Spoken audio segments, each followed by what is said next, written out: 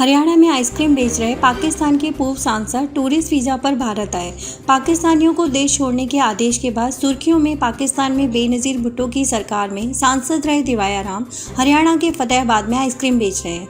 हिंदुओं पर हो रहे अत्याचार से परेशान होकर उनका परिवार 25 साल पहले टूरिस्ट वीजा पर पाकिस्तान से भारत आया था।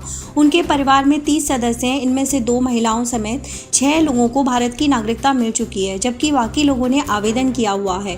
पहलगाम में हुए आतंकी हमले के बाद दिवाया राम फिर चर्चा में आए। 80 साल के दिवाया राम कहते हैं, दिवाया राम बताते हैं, पाकिस्तान की संसद में अल्पसंख्यकों के लिए कुछ पद आरक्षित होते हैं। इसी कारण 1989 में उन्हें सांसद बनाया गया, लेकिन सांसद बनने के बाद वहां के दबंग लोगों ने एक लड़की को उठा लिया। सत्ता में होने के बावजूद वे कुछ नहीं कर पाए। इस घटना से परेशान होकर उन्होंने कुछ ही दिनों में अपने पद से इस्तीफा दे दिया। भारत आया तो 1 महीने का वीजा था। पाकिस्तान में आए दिन अल्पसंख्यकों पर अत्याचार बढ़ते जा रहे थे। ऐसे में दिवाया राम ने 2000 में अपने परिवार को लेकर भारत में बसने का निर्णय लिया। जब वे भारत आए तो उनके पास केवल 1 ही महीने का वीज़ा था। 2018 तक वे अपने परिवार का वीज़ा बढ़वाते रहे। पहले वीज़ा हर साल बढ़ता था, लेकिन बाद में यह 5 साल के लिए बढ़ने लगा।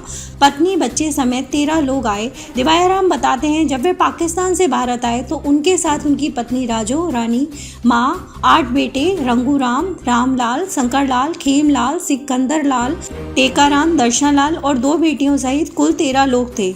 अब उनके परिवार के सदस्यों की संख्या बढ़कर 30 हो चुकी है। सबसे पहले वह रोहतक के मदीना गांव में रहे, फिर 2008 में रतिया के रतनगढ़ में आकर बस गए। इस दौरान एक और बेटी का जन्म हुआ। रतनगढ़ में ही उन्होंने अपनी 3 बेटियों और 8 बेटों की शादी करवाई।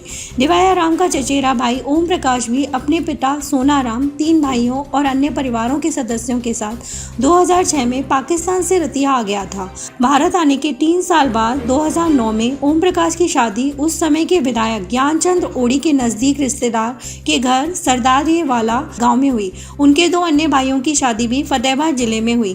पहलगाम आतंकी हमले से 1 महीने के भीतर 250 पाकिस्तानी हरियाणा में आए। इनका खुलासा प्रदेश की सीआईडी की रिपोर्ट से हुआ है। सीआईडी की लोकेशन हिसार, रोहतक, फरीदाबाद, गुरुग्राम व नूंह जिलों में मिली है, जिसे कार्रवाई के लिए सरकार को सौंपा गया है।